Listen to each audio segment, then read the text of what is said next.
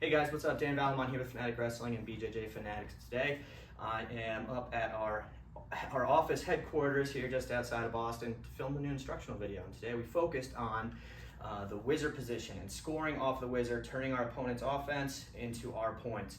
And so one of the techniques we went over, just to give you a little bit of a preview, you're gonna have to get the instructional video to get in more detail, but one of the things we went over is if our opponent gets to the single leg on us, and preferably, I would love to just be able to sprawl, stuff the head, sprawl back, do all that good stuff, but he's got a good bite on my leg here. I'm unable to get my leg away, and I'm unable to pull him up to the seatbelt position. If I can force him to come up to the seatbelt, I would much rather him have to fight my hips as opposed to fighting my leg.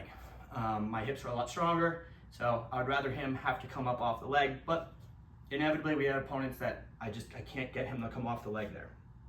Now, also from here, Tony's goal is going to be progressing from this position that he's in. So one of the things he's going to look to do, it might be hard to see on the camera, is step over my leg here. If he can split this leg, ultimately his goal will be to extend this and shelf it. Now my whizzer's kind of losing all of its strength here. I don't really have much to go off of now that he's shifted all my weight to my far foot. So that's Tony's goal here. Sorry.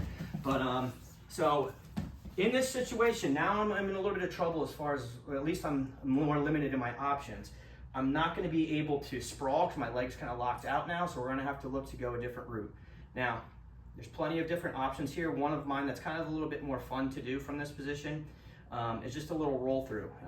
There's a guy named Jordan Oliver who's fighting now, but he was a very good wrestler, national champion from Oklahoma State. I remember seeing him do this a while back. I don't remember what event, but he's pretty good at it, so I should probably have him teach it. But what we're doing from here, a little bit differently than just having our whizzer, and typically, and if you watch the video, one of the things I stressed was keeping pressure into my opponent. But for this technique, we're doing something a little bit different, and that's we're basically putting a 2-on-1 on our opponent. So if Tony takes his arm out, I'm essentially gonna have this grip, but my leg's gonna be stuck inside his arm here. So this position here, where he's still locked, he can be locked on a single or he can be posted up on the side. Doesn't really matter. The only key thing in here is now that he has the single, he wanted the single, now he's got the single and I'm not letting him let go of my leg. Now, from here, one of the mistakes I see a lot of people make is they just fall to their hip and they just try to roll over. If Tony's anyway decently strong or well balanced, I'm not gonna be able to pull him over here. Now, I don't need to panic here if he doesn't go over because I still have his leg. If I let go of his leg, or his arm rather, then I'm in trouble because he can just switch off and get his takedown. Now, I wouldn't want to do that. So if I fall to my side and he doesn't roll with me, don't panic. I'm just gonna build back up here. So one thing we can do to help us get a little bit more leverage as opposed to just falling down and trying to pull him on top of me is I'm gonna post my elbow on the mat, kind of underneath him a little bit or as best as I can get. And instead of just falling to my side, I wanna try to keep myself kind of in the air, my hips up rather. So instead of doing this, I want to try to keep myself a little bit higher and get a little bit more elevation. It's going to give me a little bit more leverage when I'm kind of fighting through on this. So from here, I'm going to bring my bottom leg through. My leg that he has trapped is going to kind of help push. I'm going to pull on this whizzer all at the same time. So I'm going to hip place through, kick him over, keeping this nice and tight.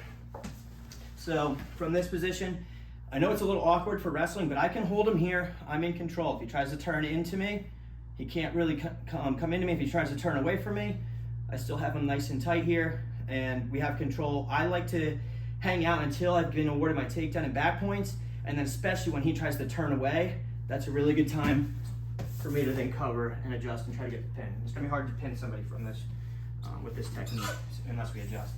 So one more time. Let me go kind of sideways here. So Tony's in on the leg. Let me slide over a tiny bit. So here, I go 2-on-1 on his arm. And now from here, post my elbow, or get over, split my leg. Yeah, Tony splits the legs here. I go to my elbow, keep that height, kick him through, and then again, get my back points from here. Don't panic, even though this is kind of a weird situation. But then when he turns away, I can adjust, come out on top. So, thanks for watching this video, guys. Again, check out the rest of the entire instructional for more stuff like this on the whizzer position. Very common position that that I don't want to get stuck focusing on getting stalemates. We want to turn his offense into our points. So if you like this, make sure you subscribe to the YouTube channel.